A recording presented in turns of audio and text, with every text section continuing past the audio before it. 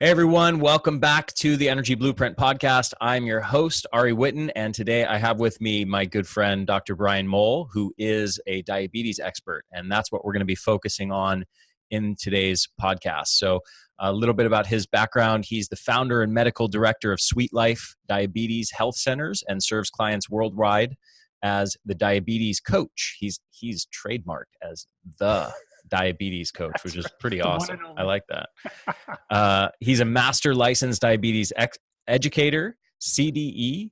What's CDE, by the way, Brian? It's a certified diabetes educator. It's doesn't sound that impressive, but actually quite a bit of training goes into it. Yeah, I can imagine. And he was one of the first doctors to be certified to practice functional medicine by the prestigious Institute for Functional Medicine. Since 1998, he's been helping people across North America to optimize their health and their metabolism, control blood sugar, and reverse type 2 diabetes using a natural, personalized lifestyle approach. So welcome, my friend. Such a pleasure to finally have you on. Yeah, likewise. Excited to be here with you today, Ari. Thank you. Yeah.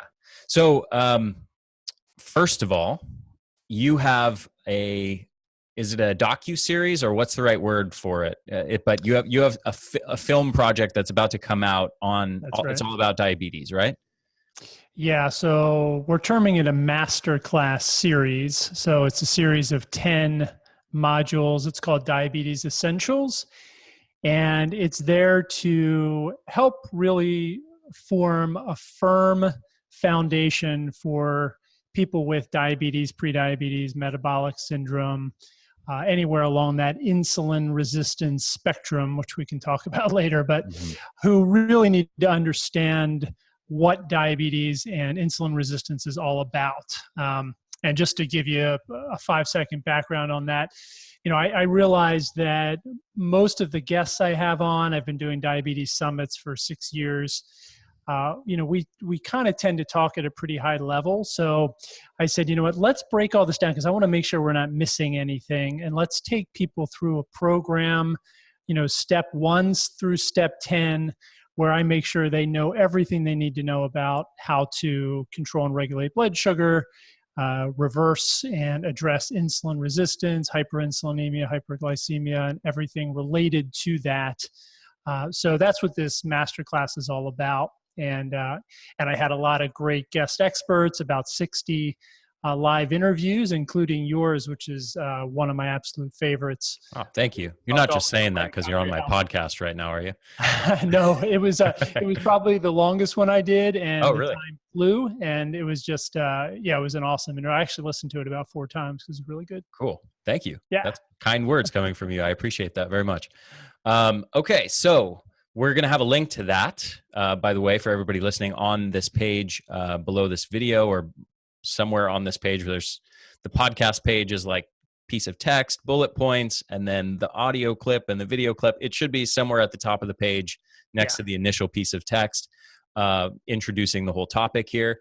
And we'll have a link where you guys can opt in to that. If you're on YouTube or listening to this on audio and you're not on that webpage on the energyblueprint.com, go to the energyblueprint.com/diabetes. The link will be there. Brian, when is that coming out, by the way? November 2nd. Okay, perfect. November 2nd through 11 it airs. It's 10 days, and so we're giving away the whole program so people can watch all 10 modules. They're about an hour each over 10 days, and how these things work. But we give you everything for free. You can check it out, and some people obviously might want to keep it, but it's great. Great information, goes beyond information really to life transformation. Yeah. Well, if, just to go back to what you said you watched my presentation 4 times. So there's a lot of good content that even somebody who's an expert is interested in watching multiple times. I'd imagine there's probably many other experts that you've got in there that have presentations worth watching multiple times, especially for somebody who's not already a health expert like yourself. Yeah, absolutely. Yeah. Okay. So, first thing, diabetes. What the heck is going on in diabetes? There's been, I think, an evolution of thought around the causes of diabetes and what is actually the sort of the crux of the physiological and metabolic abnormality and pathology. Explain to me, like, big picture, what is actually going on in insulin resistance and diabetes, and what is the crux of that metabolic abnormality? Yeah, it's a great question, and it really is sort of the pinnacle of metabolic dysfunction.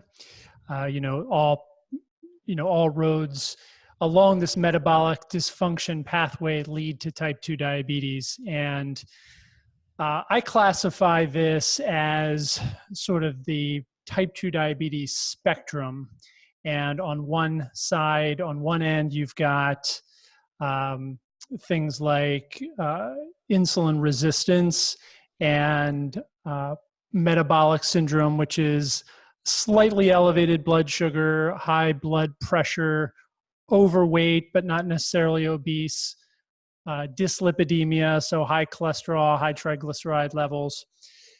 And then you start progressing down that pathway, and it can manifest in different ways. For example, PCOS, which is something that you don't necessarily directly associate with diabetes, I would put along that spectrum because it's part of that insulin resistance continuum.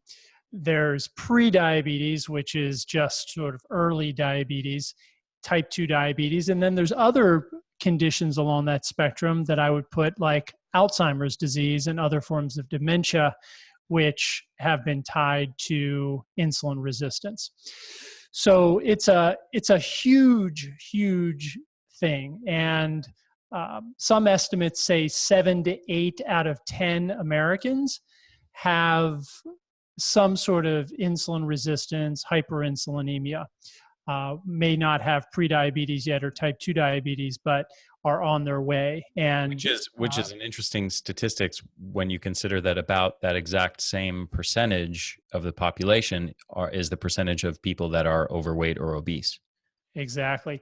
And there is a large overlap, but not 100% overlap. So I'll talk about what type 2 diabetes isn't first, and it's not obesity. Obesity is a major comorbidity, as we say, so it goes with it often, something like 80% of the time. But there are people who are obese who don't have high blood sugar or prediabetes or type 2 diabetes, and there are many people with type 2 diabetes who are normal weight or perhaps slightly overweight, and some who are underweight as well. So it's not the exact same as obesity. Again, they do oftentimes they're sort of cousins because they sort of have a common cause in most people, but and they can feed off of each other, so to speak. Mm-hmm. Now, so you said many people. I just want to get a sense of what the percentages look like. And my understanding is, and you correct me if I'm wrong, but my understanding is those two populations that you just mentioned, the insulin resistant or diabetic people who are not overweight necessarily, and the overweight people who are not insulin resistant or diabetic are more the exception than the rule. But yeah, so talk like specific. Let's say it's 20. Let's say it's 20%. Okay. There's 100 million people in the U.S. right now with prediabetes or type 2 diabetes. So 20 million. That's just a rough estimate. Of course, I don't know that number specifically, but if we use some of the stats, 20% of 100 million is 20 million. So that's where the many people comes from. Okay, that's 20 million between those two groups. Between those two groups. And I tend to see more of those people, I think, because of the people who, try to search out for answers. They've already gone to their doctor. Their doctor doesn't understand why they have diabetes when they're normal weight. So they're looking for another opinion. So I tend to see probably 30% of my patients, clients fit into that category, but that is a little skewed high. Interesting. It's also not hyperglycemia. So oftentimes people think that diabetes and hyperglycemia are the same thing. And in fact, medically, most of the treatments for type 2 diabetes are in fact really treatments for hyperglycemia. Hyperglycemia just means high blood sugar. But of course, there's many other things that can cause high blood sugar. You can go on a course of prednisone, for example, without having diabetes and end up with high blood sugar and never develop diabetes. So there are other things that cause hyperglycemia other than diabetes. So we can't confuse diabetes and high blood sugar and think they're the same thing. Because again, the problem there is if we believe that, then our treatment is all around lowering blood sugar, and we forget about the underlying root cause of why the blood sugar is high in the first place and what is underneath that, and all the other sort of spider web myriad effects and consequences that come from the underlying cause. Yeah, it does. So that's a perfect segue into what those root causes are. So what's the sort of big picture paradigm of the key, I don't know if you conceptualize it as the key 2 causes or the key 8 causes, but how would you paint that picture of what are the causes of insulin resistance and diabetes? Yeah, no, and I'm glad you said it that way, because so we have type 2 diabetes and prediabetes and metabolic syndrome and PCOS and Alzheimer's disease in this continuum. Most of the time, again, nothing's 100%, but most of the time underneath those is both insulin resistance and hyperinsulinemia. So we have resistance to the hormone insulin, which helps us to regulate our blood sugar and other fuel. It's basically a storage hormone that helps us sack away excess energy for later use. And our bodies become resistant to that. We'll talk about some of the reasons why that happens in a minute, but we become resistant to that hormone. And then the next step, which is really what does a lot of the damage, is our pancreas then in turn starts overproducing insulin. So insulin resistance in and of itself is a problem, but the bigger problem is the hyperinsulinemia that comes from the insulin resistance. So the pancreas starts overproducing insulin, and now we've got all this extra insulin on board, which causes us to store fat in strange places. We store fat in our liver, in around the organs, intra-organ fat, visceral fat. We store it in the muscles. We store it just about everywhere because insulin just sort of opens that gate. Now, it's not going to do that. It's not as simple as I just made it seem. There's a lot more to it than that. But in the presence of extra energy, we'll say that if you're overeating, which most Americans do, unfortunately, especially with diabetes. So if you're overeating fat or overeating carbs or overeating both, which is usually the case, and you've got high insulin levels, the body's going to force all that extra energy into fat storage, and in places where you don't want fat storage oftentimes, because the subcutaneous fat, that fat around the belly or the legs and buttocks and so forth, will reach at some point a threshold, and then we start storing that fat other places. Yeah. So it's the insulin resistance and the hyperinsulinemia, which then drives all kinds of problems. We said fat storage. Insulin acts on the kidneys to cause us to retain fluid and electrolytes. So our blood volume increases and our blood pressure increases, and we retain fluid. So a lot of people with hyperinsulinemia get swollen ankles, for example, and a puffy face and puffy hands, and they're very inflamed. Another thing that it does is degrades the endothelium of the blood vessels. So we get endothelial dysfunction, which can lead to oxidative stress and plaquing and atherosclerosis and cardiovascular disease and stroke. So all of those things independently of what the blood sugar is doing. So you can have completely normal blood sugar and insulin resistance and elevated insulin, and it can still cause all these problems, including, as I mentioned earlier, Alzheimer's disease. A lot of the Alzheimer's disease research has found that people with insulin resistance, even with normal blood sugar, are at a much higher risk of Alzheimer's disease. So we have to separate the high blood sugar from the high insulin. Now, I'm not saying that high blood sugar is not an issue. It is. Once once that blood sugar starts to rise, which is a little later down the line in the type 2 diabetes chain, so to speak, now it's compounded and we get all kinds of problems happening, which again we can get into if a little later if we want. But I want to answer your question, and I wanted to set that stage because to me that insulin resistance and high insulin is sort of the cause of the diabetes, of the prediabetes, of obesity many times, of PCOS, of Alzheimer's disease many times. But there are causes of that as well. So we have to go deeper and look at the cause of the cause. Yes, exactly. That's a perfect way of phrasing it. I'm glad you said that because I almost wanted to interrupt and add that earlier.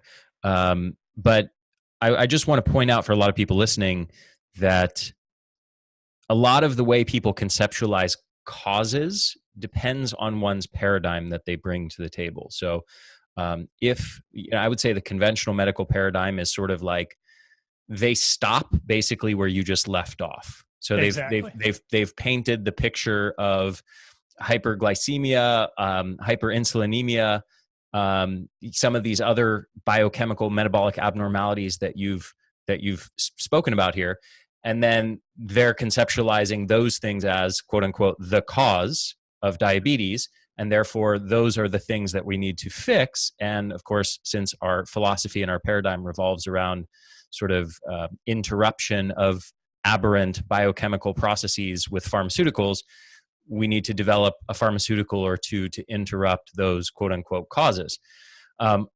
Your paradigm, which I think is, in case it's not clear to people listening, I think is a much more intelligent and sophisticated paradigm, is to not stop there, but then to connect all of those biochemical abnormalities with the environment and lifestyle and nutrition habits at the true root cause level. And I think, we have to be careful with our use of language here, because I would say the only thing that we should be referring to as causes are really the things at the most root cause level possible. Right. I totally agree. And the only reason I went through all that is because what a lot of these things cause is not the high blood sugar. They do in the long run, but they're directly associated with insulin resistance and high insulin levels. So we have to look at that as sort of that important go-between. But you're absolutely right. Most physicians, researchers go sort of one level deep. And, pharmaceutical targets will sometimes address that one level deep. There are, for example, a few diabetes drugs that address insulin resistance. Really only one that's used now, which is called metformin. But most of the diabetes drugs really only address the sign or the symptom, which is the high blood sugar. So certainly none of them really are addressing these root causes that we're going to get into. So, so there's many, and probably 10 or 12. Certainly, we can look at dietary factors. I think eating a sort of an unnatural diet. I'll just put it that way: a diet that's heavy in processed and refined foods, and whether that's processed refined grain products or refined sugars or refined processed industrial seed oils, what we call vegetable oils, which are pro-inflammatory and highly toxic. Whether we want to look at, just packaged foods and fake fats and so forth, all of this stuff, not to mention the chemicals that are added to these foods, can drive inflammation. And you're gonna hear me mention that word several times over the next few minutes, but inflammation is really one of the primary drivers of insulin resistance. So we see there's been several studies, for example, that show how a chronic systemic inflammatory process actually gums up the insulin receptors and blocks insulin from being able to interact with its receptor, almost like if you think of the key in the lock analogy, it's like the key can't open the lock. And inflammation does that. Now, here's another one. We could go another level deep on all the things that cause inflammation, and I think we need to do that. But that's another sort of factor that tends to drive this whole process.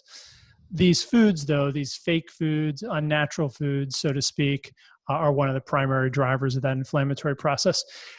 We don't move like we used to. And I think, even people who do exercise, a lot of times they'll go to a 1 hour exercise class and the rest of the day they're sitting, so they're sleeping all night. They wake up, they sit in the car, they sit in the office, they come home. Maybe they get an hour of exercise and then they sit on the couch and then they go back to bed. So it's like the body's not meant to do that. We're not designed that way. So unfortunately, that's a factor that is an important one, because there's so many important things that exercise does for the blood sugar regulation system, including driving glucose into the muscles to be burned for fuel, emptying our glycogen stores, which is the stored sugar in the liver and muscles that we then need to refill. We actually don't even need insulin when we're contracting muscles to soak up glucose into the muscle cells. Just the muscle contraction alone will allow glucose to get into the muscles, into the mitochondria and the muscles to be burned for fuel. So exercise is hugely important, not to mention cardiovascular health and circulation and lean muscle mass, which increases metabolic rate and so forth. So that's a big one. Just what to add to that, I have seen at least one, if not two, maybe three studies. This is a few years back when I was digging into the literature on this, so I'm a little rusty, but at least one talking about measurable increases in insulin resistance from just like 2 hours of sitting, if I remember correctly. Yeah, for sure. And not only that, it's a good segue, because another one that shocked me, I mean, I understand it's not shocking, but it's shocking of how impactful it can be. And that was a study which showed one night of poor sleep did the same thing, basically decreased insulin sensitivity and increased blood insulin levels. I think it was by 20 to 40%, somewhere in that range. It was a huge number. Yeah. And, these things can have a huge impact. So yeah, absolutely. Exercise, poor sleep, which I just mentioned, has a major impact, and sleep can decrease our insulin sensitivity, leading to insulin resistance. It can change our microbiome. Then there's other more, psychological factors, like when we're fatigued, we tend to not eat as well, and we tend to exercise less. And we, our behaviors aren't as maybe ideal as we would want them to be, or they might be if we're well rested.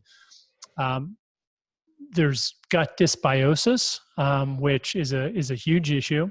There's obesogenic guts and diabetes-inducing guts, where they've actually been able to replace the microorganisms, the microbiome of thin people and make them fat, and fat people and make them thin. With the change in microbiome. So or at least mice, I'm not sure. I think they did repeat it in people too. So it's, there's been some mixed data in humans. There's been mixed data. Yeah. It's not, this isn't clear science, but it's interesting. There's definitely like enough research to show that the microbiome matters into whether it can be obesogenic and diabetogenic. But to your point, I think like, some of the data is like, well, no, it didn't fully make someone obese just through the microbiome, which is like, of course, like, did we really think that it was just the bugs in the gut that was the entire cause of obesity? Like, that's a lot to ask to replicate studies like that. Yeah, for sure. And, a lot of these things lead to changes in dietary patterns. So, when you have different gut bugs, you might crave different foods and eat differently when you don't sleep as well. Same thing. When you don't exercise, same thing. So a lot of these sort of what I'm calling underlying root causes oftentimes change your dietary patterns too, which is obviously a big one. And I'll mention one more. I mean, there's hormone imbalance, there's chronic infections, which can drive stress. There's adrenal dysfunction, all kinds of things that can affect our blood sugar. But another big one is mitochondrial dysfunction. And there's been several studies on the connection between mitochondria and blood sugar and diabetes. So we know that ATP, for example, is necessary to release insulin from the beta cells of the pancreas. And ATP is actually the signal that tells the beta cells to release insulin when there's a glucose level rise in the blood. So when we don't have adequate supply of ATP, we don't get proper insulin signaling. And it's also mitochondrial dysfunction has been associated with insulin resistance again. So there's a lot of different connections here. And, this is one of the reasons why I get sort of frustrated when I hear people talking about diabetes in such simple terms like, oh, if you would just, stop eating sugar and start exercising, diabetes would go away. Certainly in some people that's the case, but oftentimes there are other underlying factors that we have to look at. Yeah. Well said. So one of the things that I want to point out here is the way that you've talked about nutrition and the role of nutrition as it relates to insulin resistance and diabetes. I think that might have left some listeners confused in the sense of wondering, hey, is this guy low carb or is he one of those vegans? And is he low fat or is he low carb? Because he said bad things about both carbs and fats. So let's, and by the way, I'll just be clear that I fully agree with everything you said. And I know exactly where you're coming from.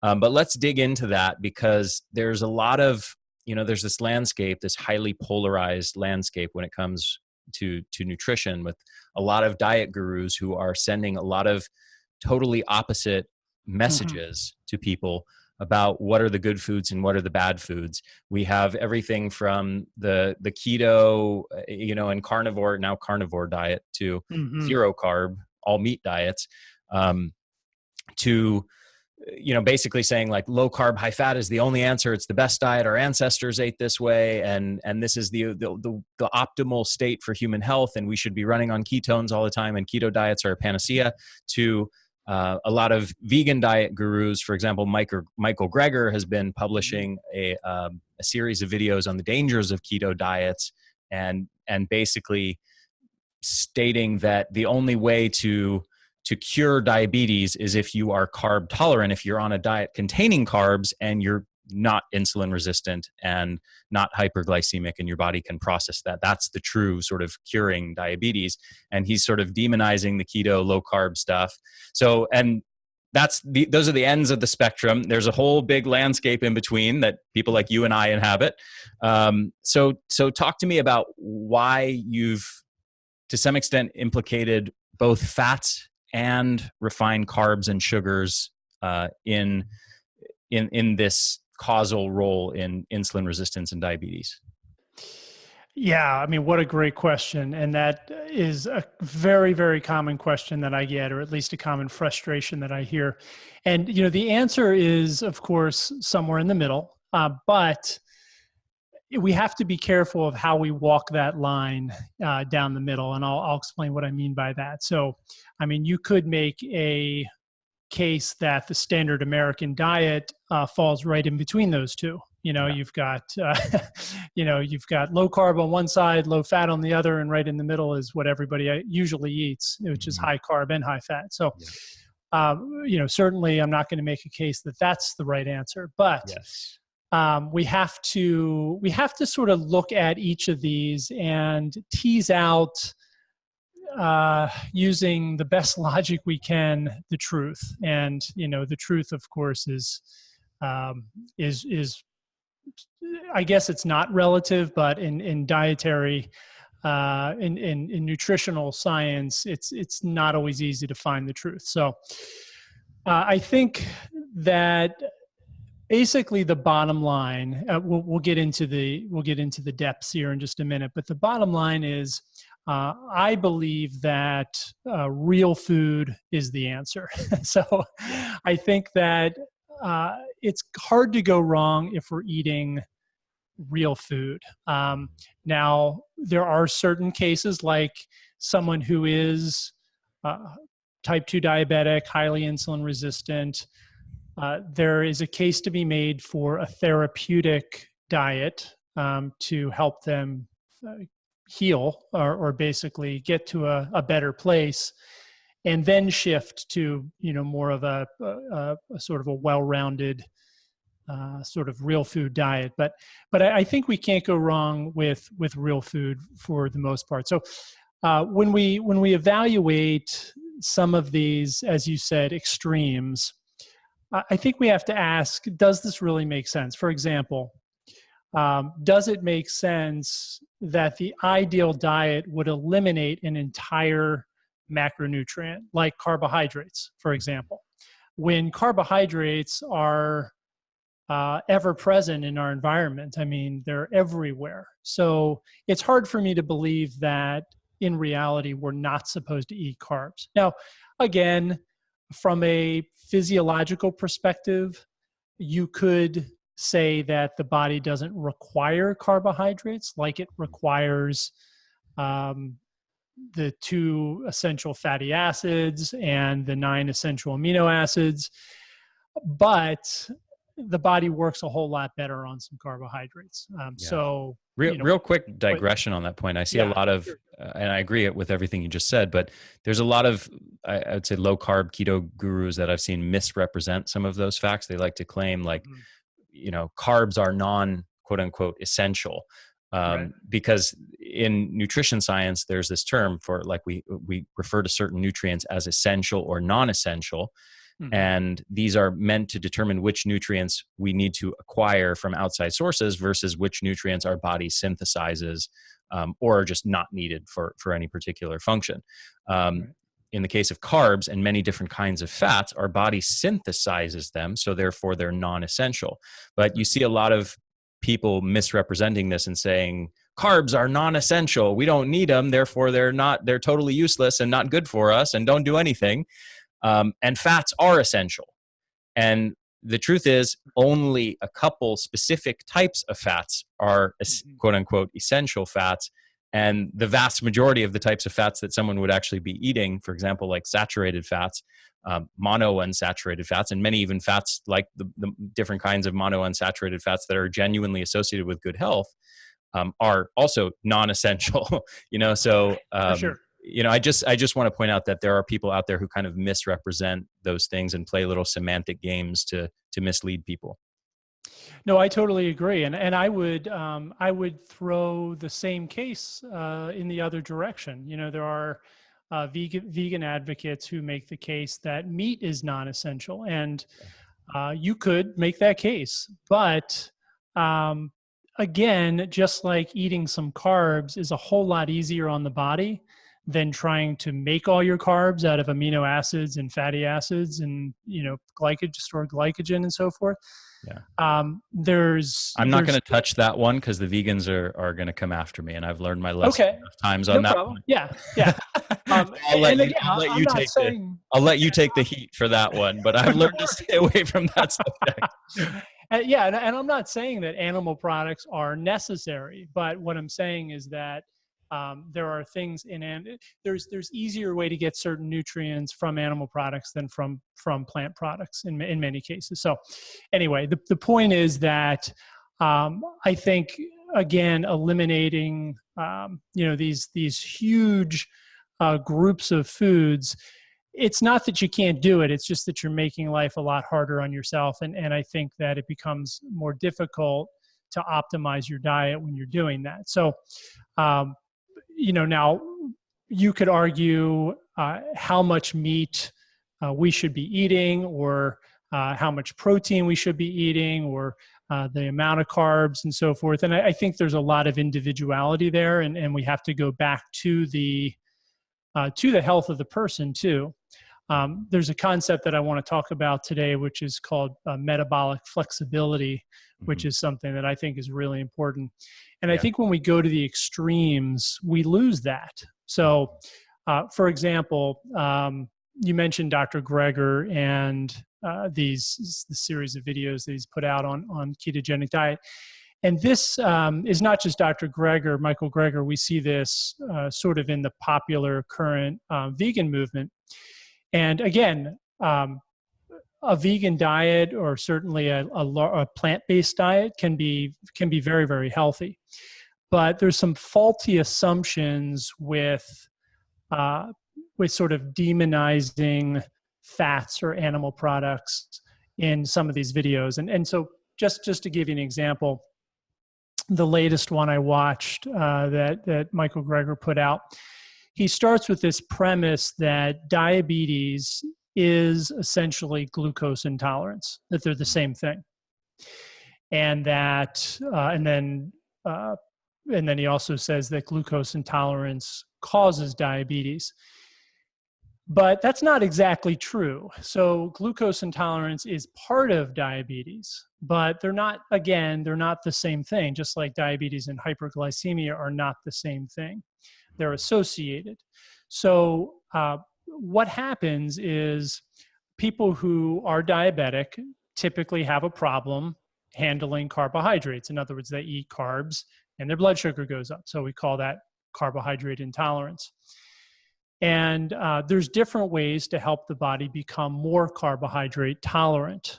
Ultimately, what you've got to do is you've got to fix the, insulin glucose signaling pathways so that when you eat carbohydrates, your body can handle them. You release the appropriate amount of insulin. You use the glucose for what it's supposed to be used for. It either gets stored or burned or what have you. So that's what's supposed to happen. But glucose, just because you're improving glucose tolerance doesn't mean you're fixing diabetes necessarily. So one thing I found that is also true in diabetes is that there's a fatty acid intolerance. Mm-hmm. So this is something that's completely ignored there. So I'll give you an example. There was a study done many, many years ago, and they called it the rice diet, where they put people on only rice. There was another study done where they just gave them basically a sugar infusion. It was actually, so I'm glad you brought this up. The rice diet is actually even worse than only rice. It was white rice plus added sugar. That's right. And then I think also orange juice, if I remember correctly. You're exactly right. So it was basically not even just pure sugar. It was not only just pure glucose. It was basically glucose and fructose together, and almost exclusively sugar-based simple carbohydrates and processed carbohydrates. And processed. So, yeah. But what that study showed is that those people improved their glucose tolerance. Mm-hmm. But what you have to understand there is if you eat only glucose, what do you think your mitochondria is going to get better at doing? It's going to get better at burning glucose. So your glucose tolerance increases. What do you think it's going to get worse at doing? Probably burning fat. Burning fat, exactly. So we know that the more glucose comes in, the more that carnitine transferase gets downgraded and suppressed, and we don't transport fatty acids in the mitochondria very well. But the other big thing that happened there is, that we shouldn't leave out, is that it was also a low calorie diet. It was calorie restricted. It was, exactly. And they lost lots of weight. And true. And I assume you agree with this, but I'm under the belief that just losing fat in and of itself can often reverse and cure diabetes and insulin resistance. Yeah, absolutely. Absolutely, you can. And that's ultimately one of the things that we need to do if we're going to reverse insulin resistance, is we need to get rid of that fat that we talked about that's stored around the liver and stored around the organs and in the muscles and so forth. Excuse me. So a high sugar diet will help you burn sugar better, but you're not going to be able to burn fat as well. So, for example, in Dr. Greger's video, he gave examples of people who ate a lot of fat, and then they gave them glucose, and their glucose tolerance level was way down.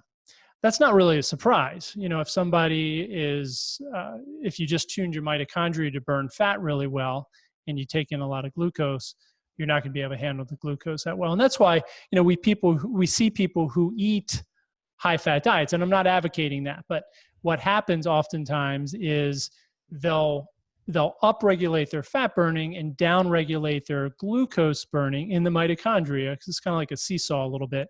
The mitochondria can do both, of course, but it's going to sort of tend to shift its preference one way or the other because it's just mechanically more efficient. So we see those people not being able to handle glucose very well. So if, for example, someone is on let's just say a moderate fat diet, low carb diet, and then they keep, every 2 days they, binge on ice cream, or they go out and eat a bunch of sweets or carbs, their blood sugar is going to be disastrous. It's going to be all over the place, and they're going to be causing major issues because they're not very good at burning glucose and they're eating a lot of it. However, if someone is eating that type of diet and not eating glucose, well, they're not going to have any problems because, there could be other problems, but they're not going to have any problems with glucose intolerance and glucose spikes because they're not eating it anyway. So, but we could say the same thing on the other side. If someone's solely eating like fruit, for example, like a fruitarian, and then they go out and eat, a big bowl of high fat ice cream, their triglycerides are going to shoot through the roof. And I've actually done this with my clients, and we see triglycerides jump up. It's almost like there's a glucose tolerance test. This would be a triglyceride tolerance test or a fatty acid tolerance test. And those levels jump up because they don't burn fat very well. Mm-hmm. And then unfortunately, all that fat just gets stored in those organs and so forth. So if you're going to follow one of those two diets, I guess the bottom line is you need to stay on it, right? So if you're going to do a ultra low carb or ultra low fat, higher carb diet, that could be vegan or not, but if it's probably going to be vegan, if that's what you're going to do, then you need to stay on that, because if you keep going back and forth and eating a bunch of fat, you're going to continue to drive metabolic problems. On the other side, if you're eating more of a lower carb diet, moderate fat diet, I don't really recommend high fat diets, but moderate fat diet, you've got to stick with that too, because every time you eat glucose, it's going to drive your blood sugar up. So yeah, these two diets, and just real quick, I'll just sort of give you my piece on them. I think they actually can both help people with type 2 diabetes used therapeutically. And I would never want to see somebody on a lifetime diet of that, either one, to be honest. But I think they can both be used therapeutically to help you. And I've seen people reverse diabetes on an ultra low fat, vegan-based diet. I've seen people reverse diabetes on a, more of a low carb, ultra low carb, ketogenic diet type thing, you could say. So they do work. And, we could argue about what's reverse diabetes mean. But ultimately, reversal of diabetes means you got to get, like you said, or you got to burn through that fat in your liver and organs and muscles and lean down so that you can then start to add back in whatever food you've been cutting out, so you can eventually get back to a normal diet again. Yeah. Excellent explanation. I think also what you said, I just want to emphasize the part about real food. I personally think that the last few decades of conversation that we've had about the low carb and keto and vegan, low fat and all this kind of stuff has this focus on carbs and fats in particular, I think has been missing the forest for the trees. I think it's the focus has been on the wrong thing. Real focus should be food quality. Absolutely. And real food is the key to that.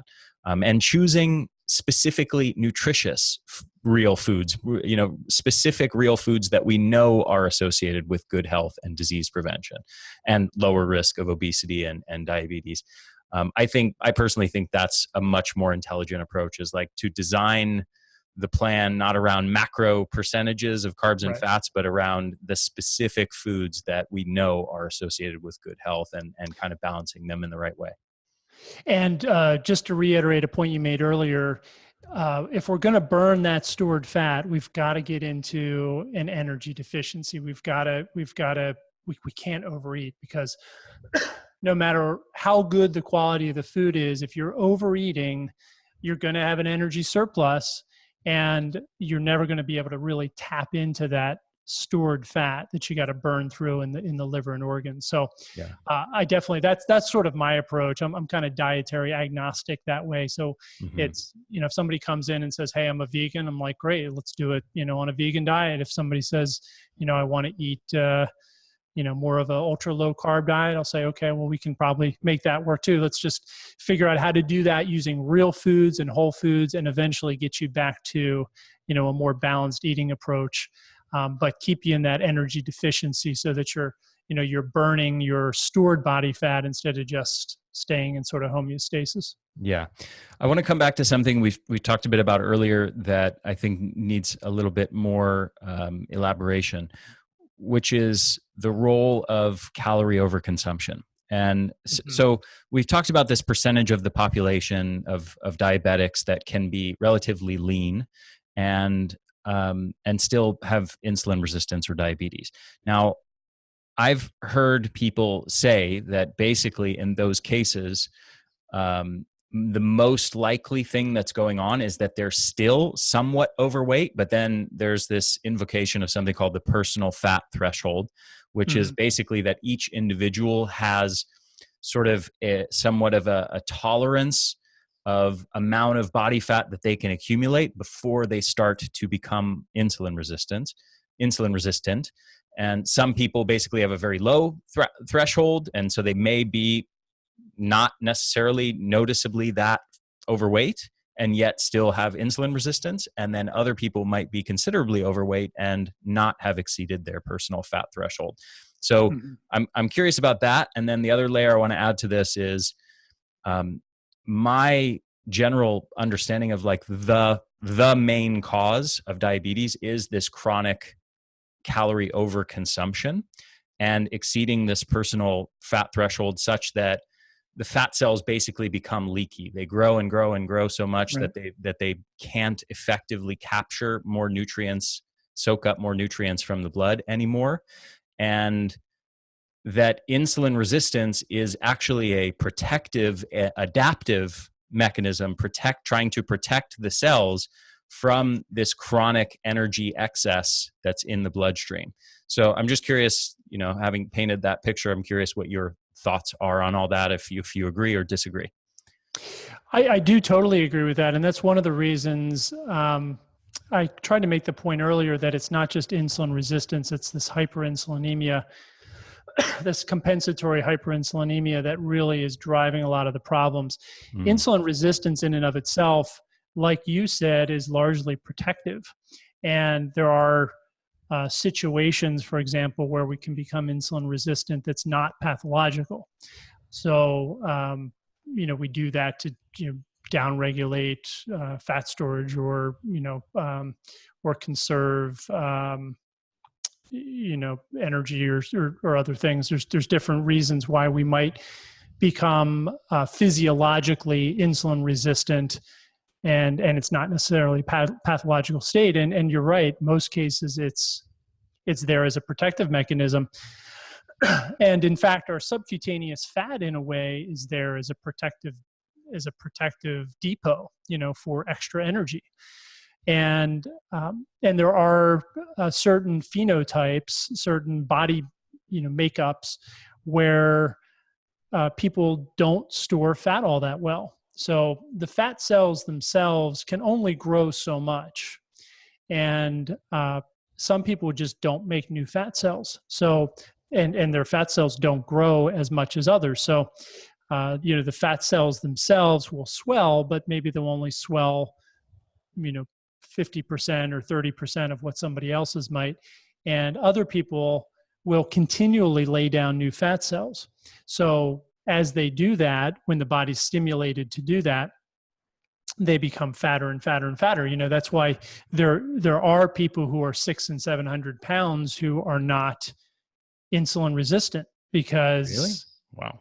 Yeah. You just blew my mind. I would have never guessed that, because my It's not assumption, and common. It's not common, but it yeah, happens. I assume it's uncommon, but I've read some studies basically suggesting that even that segment of the population that you mentioned earlier that's overweight but not insulin resistant, it's actually just a temporary state where they're like Yeah. still maintaining some degree of metabolic health.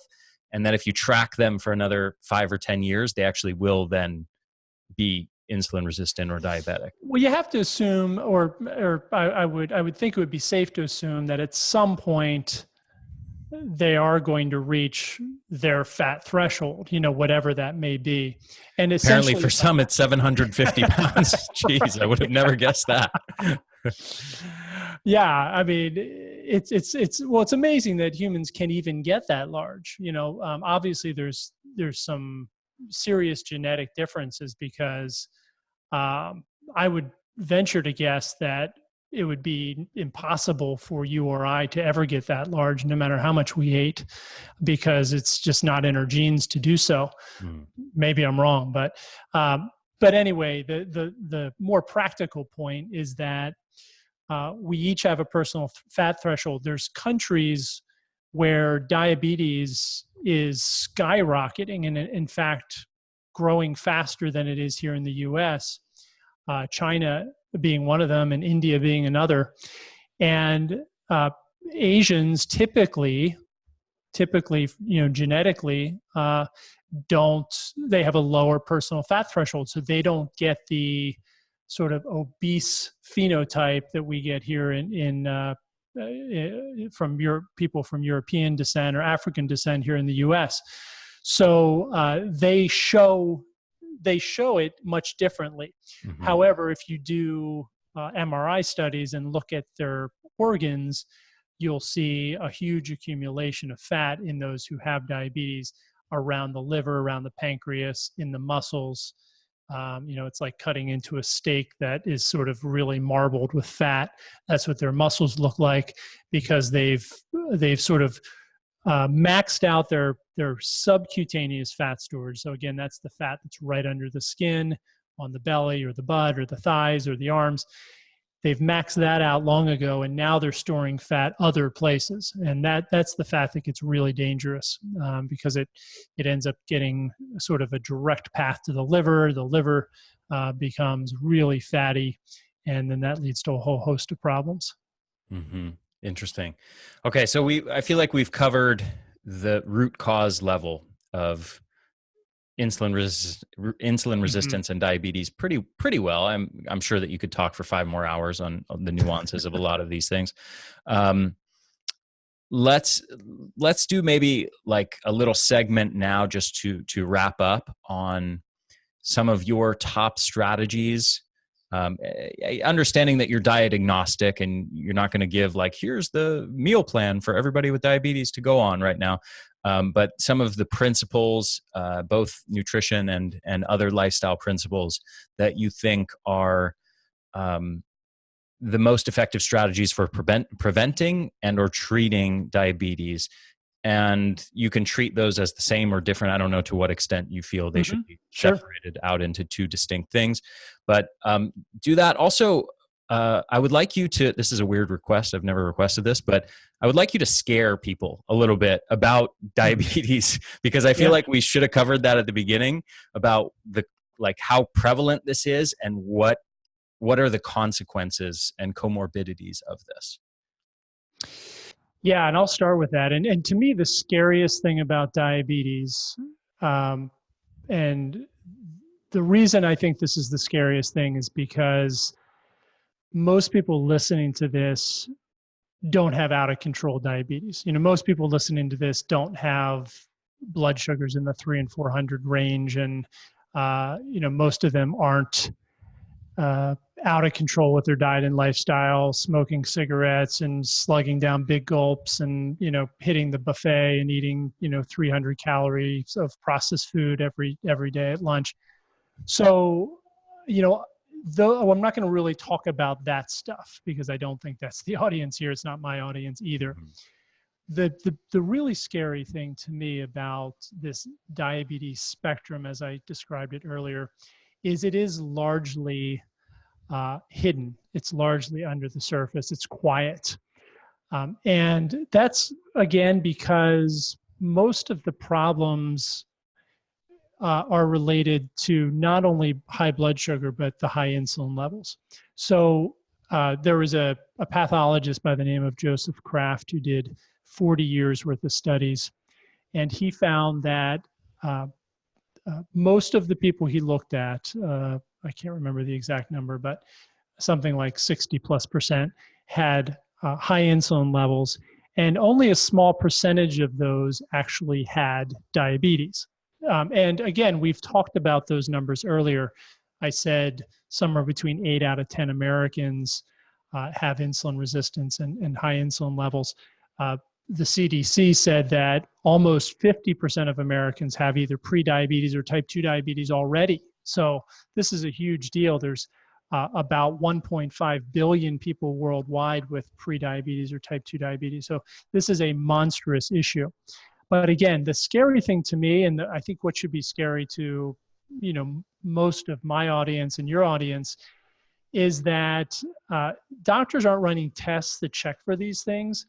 And unless you're really paying attention, this can be developing over decades, causing problems. It's not like it's just in waiting, causing problems way before diabetes is ever diagnosed. Way before you have before you have like noticeable hyperglycemia.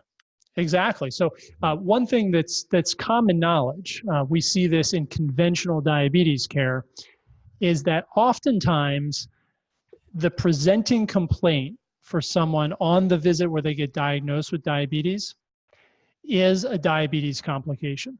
In other words, they go to the doctor with numbness and tingling in their feet, or they're peeing all the time and they don't understand why, and they find out they have high protein and other issues with their urine, and their kidneys are already in trouble. They have like Alzheimer's disease, for example. Early signs of dementia might be the first complaint. And just to be clear for people listening to those symptoms who may not fully understand the implications of that, that means that you've already accumulated significant amounts of damage to capillaries or to nerves, peripheral nerves or nerves in the brain. And you've actually damaged and or destroyed cells of your body to the extent that you're now experiencing like subjective symptoms. You can feel that damage. Right. And the doctor, runs you, sends you down to the lab, you get a blood test and your blood comes back, your glucose comes back at 140. And last year they did the same test and it was 106. Mm-hmm. And, diabetes is diagnosed at 126 milligrams per deciliter. So you were fine last year and this year you're not. And now you have, neuropathic, nerve damage in your feet. So that didn't happen in the year between those two tests.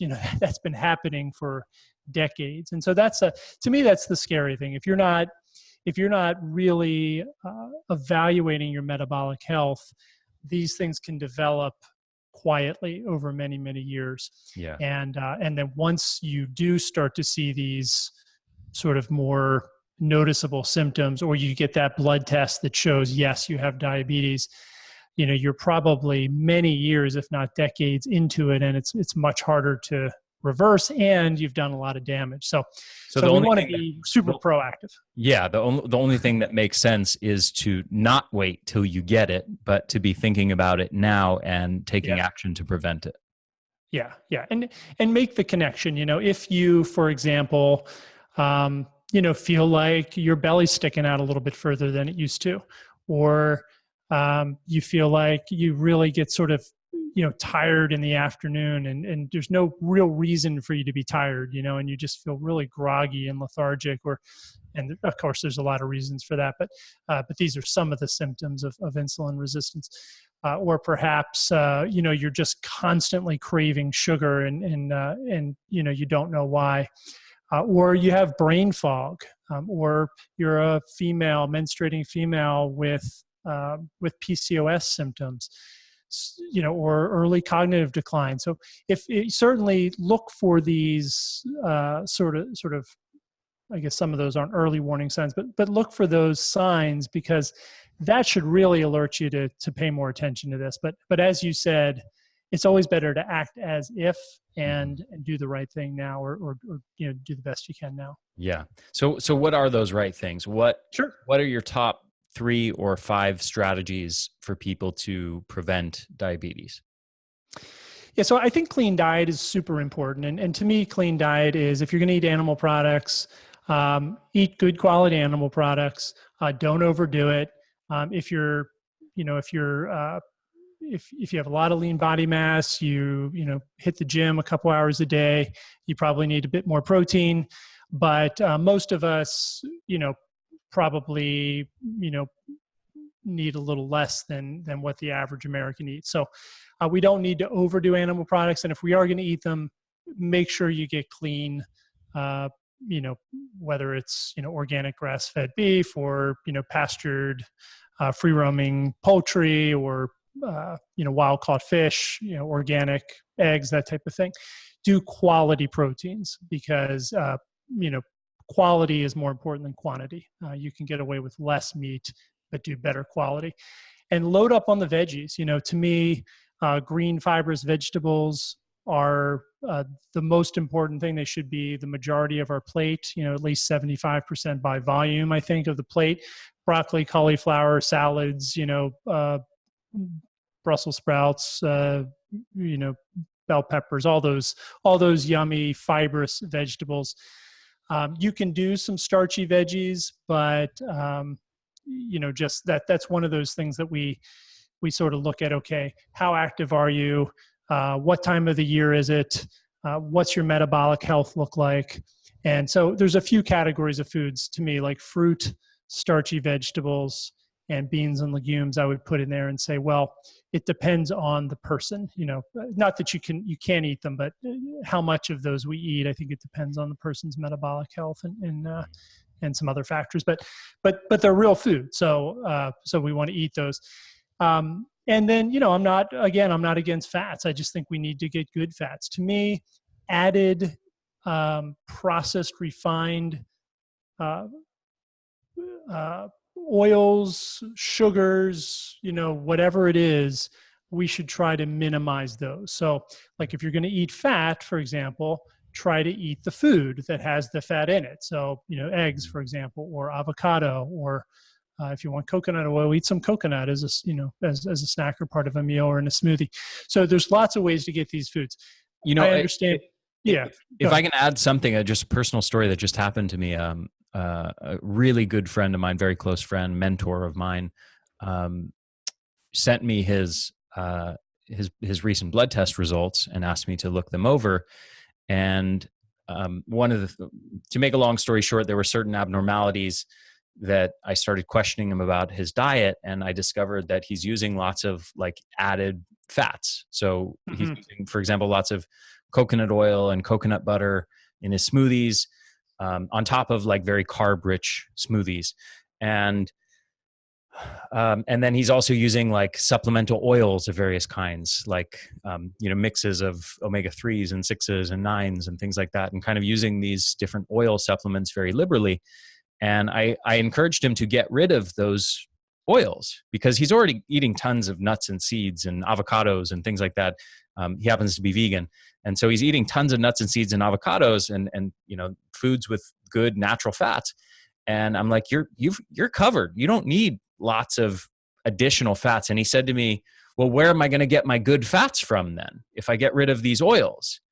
And I thought that was so interesting because this narrative, there's these different trends within nutrition, but we're in this, as of the last 10 years, we're in this trend of the more fats, the better. And we all need more good fats. And, if you can just pile on the good fats, it's just going to make you healthier and healthier. And we don't, fat doesn't make you fat. It's carbs that make you fat. And so people think they're fat doesn't contribute to any problems anymore. It's just this healthy substance, and the more of it, the better. And I thought it was so interesting that he actually said to me, where am I going to get my good fats from? And I'm like, you already eat tons of nuts and seeds and avocado. You're covered. You don't need to worry about whether you're going to have a fat deficiency if you get rid of coconut oil, and your other refined oil supplements. Yeah, great story. And this is different, but similar in some ways. a lot of people who are heavy, will ask, shouldn't I be eating a lot more fat? And it's, well, you can certainly, you can metabolize more fat, but use the fat that's already stored on your body. You don't need to be putting a ton of fat in from the outside if you've already got all these reserves of fat waiting to be burned. So, so I think you're right. And again, it just comes back to, let's try to eat real food and not eat the refined processed versions of those foods, even if it's something that's, minimally processed or seems to be natural, like a, virgin coconut oil or something. I'd much rather see somebody eat the coconut with all the fiber, and in its natural state, if they're going to eat coconut, than to put a blob of coconut oil in a smoothie. So that's, but then, we've got to go beyond that. We talked about movement and exercise, and those are really important. One thing I like people to do, and this is one thing we'll do with our clients, is we take an inventory, and, we'll look at a lot of these root causes, dietary factors, physical activity, sleep, stress factors, and that could be mental, emotional stress, or it can be physiological stressors like chronic pain and chronic infections and things like that. We look at gut health as best as we can evaluate it. We look at hormone balance as best as we can evaluate it. And, we try to evaluate mitochondrial function as best we can. And, there's certain questions you can ask people to try to glean some information about how these systems are working. And then we kind of look at all that and say, what seems to be the thing for you, and or the one or two things that seem to be the ones that really stick out. I've had people who, start with me and they're eating, 50 grams of carbs per day, and their first question is, should I go to 20 grams of carbs per day? And I look and find out that they're only sleeping 3 hours a night, and every night their sleep's disrupted, and they're getting up at 2:00 in the morning and pacing for 3 hours and then trying to go back to sleep. And I'm like, well, I don't think that 30 grams of carbs is going to make much of a difference. What we really need to address is, why aren't you sleeping, and how can we fix that? So, and then where do you go from there? I mean, just where does that line of thinking end? It's like you're on a super ultra low carb, ketogenic diet with the only sources of those 20 grams of carbs or 50 grams of carbs is green leafy veggies and right. cabbage and broccoli and stuff like that. And then you start getting convinced it's still the carbs that are the problem. So I need to go to 20 grams, and then it's still the carbs that are the problem. And then you arrive at, well, the solution must be I have to eat nothing but meat. I need to go on a carnivore, zero carb diet now. I just think we have to be careful of the lines of thinking that we end up going down. Yeah, or it's something else, or they'll flip flop to another diet, or they'll want to do fasting, or they'll, want to go no fat, or they'll want to, take, this or that supplement that's supposed to fix diabetes. So, but again, they're sort of overlooking some of these other key areas that are really important. Like, they do all that, but they haven't gone for a walk or run or, done any resistance training or gotten their heart rate, above, 70% max in 5 years, but they're looking for the magic supplement. So we have to kind of lay all that out and say, okay, what are the missing pieces for you? Maybe it is diet, but oftentimes it's not. Oftentimes it's something else. Mm-hmm. Are there any other, one or two tips that you want to give people here? And are there any supplements that you do feel are worth using in the context of dealing with insulin resistance? Yeah, for sure. Yeah. And again, I don't want to give the impression that I don't like supplements. Supplements can be really helpful. And I sort of group supplements into two categories. There's like the nutrient-based supplements, and then there's more of the, sort of botanical herb type supplements. So, one is stuff we could, normally get through food, vitamin C, vitamin E, different types of antioxidants and polyphenols and so forth, omega-3 oils and all that. And then there's then there's herbs and things like berberine, for example, which is found in, it's like an alkaloid compound found in certain plants, but not plants that we would normally eat. So we use that as more of a therapeutic agent to help with people's blood sugar and insulin sensitivity short term. So there are some that can be really helpful, and I think it's important to cover your bases. For example, if you don't eat a lot of fish, or you don't eat any fish, and you're not getting adequate other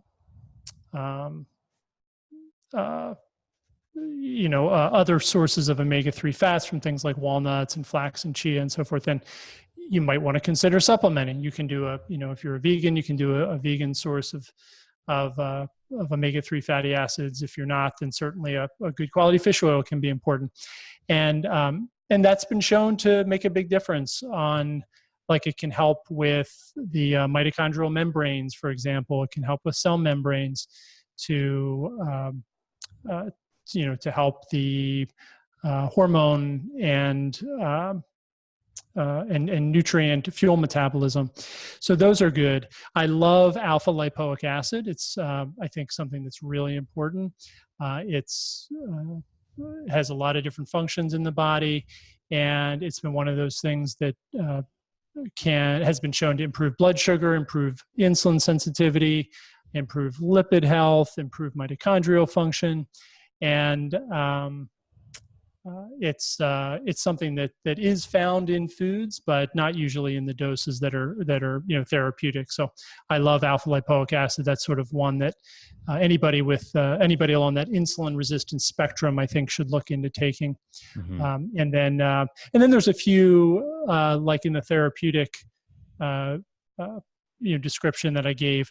Berberine is one of them. So metformin actually is a drug that's diagnosed for diabetes, and metformin has been shown to have a variety of effects. It sort of upregulates this AMP kinase pathway, which again can help blood sugar metabolism, insulin metabolism. Berberine is a compound that does a lot of the same things, and it can be taken naturally without a prescription. So berberine is a good compound. And the last one I'll mention is black cumin seed oil, or black seed oil, which is also has been used for a long time for to reduce inflammation, to improve blood sugar health and insulin sensitivity. So those are therapeutic agents, but they can help to sort of get to maybe not that underlying root cause, but at least that insulin sensitivity and improve the physiology there. Yeah, that's a great mix of recommendations. I'm curious if you think there's any herbs or spices that, and maybe berberine falls into that category, but are there any others? I know cinnamon has some kind of insulin mimicking, insulin sensitizing properties. I'm curious if you think that's a good cinnamon and I would put turmeric in there also. Curcumin. It's been shown to be anti-inflammatory. It helps protect beta cells, for example, from oxidative stress, and alpha lipoic acid does that as well, and reduces inflammation. So curcumin or turmeric is really good. There's one called amla, which is basically Indian gooseberry that's dried. So I actually do a golden milk where I will stir in some turmeric and amla powder with a little black pepper into some warm coconut milk, and I drink that in the evening. Mm-hmm. It's sort of an anti-inflammatory metabolic cocktail that can be helpful. And cinnamon also.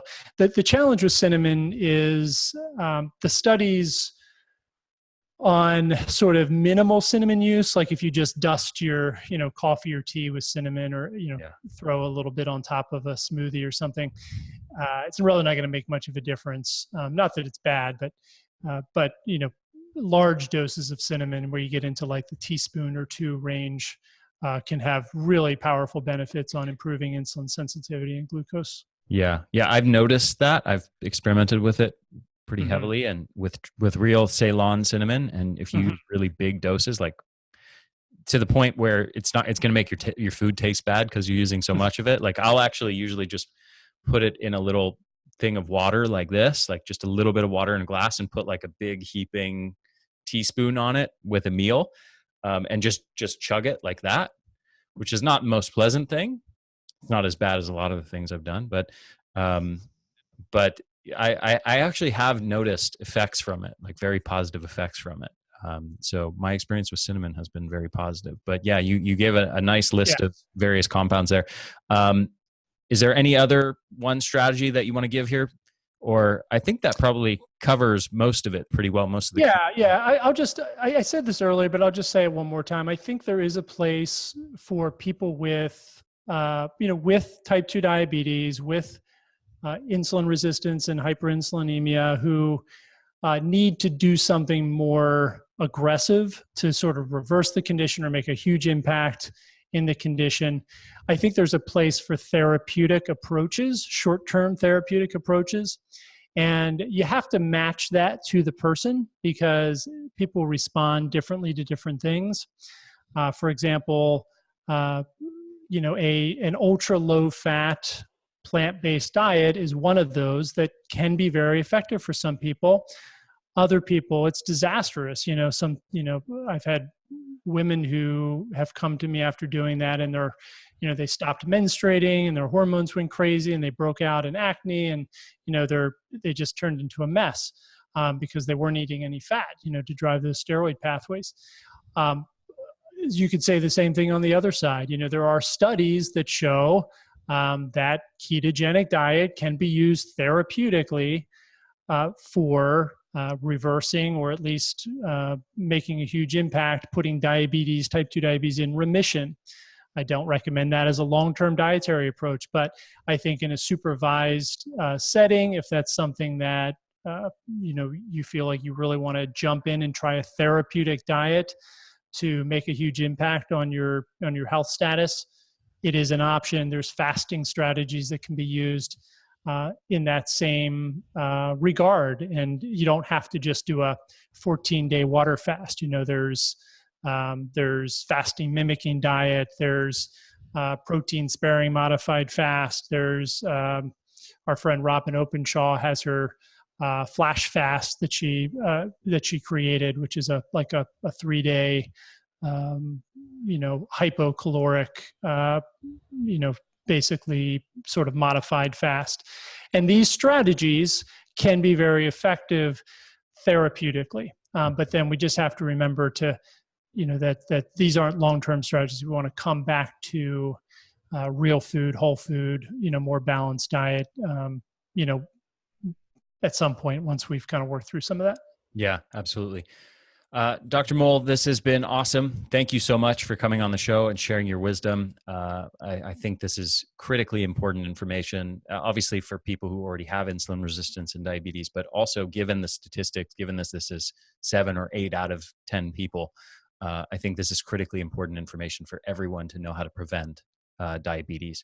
So where do you want to direct people? I know we're going to have a link below this video, theenergyblueprint.com/diabetes. If they go there, we'll have a link to opt in to your free masterclass training on this subject. But do you work with people one-on-one, or do you have a clinic that you operate or anything like that, or any Sure. online programs that you want to direct people to? Yeah, I appreciate that. And the best place is just drmowll.com, drmowll.com. And, that's the hub. You can find my podcast, the Mastering Blood Sugar podcast there. You can find, courses and programs that we offer for clients. But I really think the best place to start is this, this 10-part masterclass. We have a whole module on these, specialized diet topics. So I actually go through every diet or strategy that's been shown, through clinical research, through published research, to put diabetes in remission or reversal. And there's 4 or 5 of them. So, we do a whole module on that, and we kind of dig deep into the pros and cons of each. So that's just one of the 10 modules, but it really is, that sort of A to Z everything you need to know about insulin resistance diabetes spectrum. Perfect. Awesome. And that was at drmowll.com, MOWLL, right? Right. And the diabetes essentials will be at that link that you gave. Okay. Awesome. Thank you so much, Dr. Mowll. Really, really enjoyed this. This was awesome. Thank you again for sharing your wisdom with my audience. I appreciate it. Well, thanks for having me.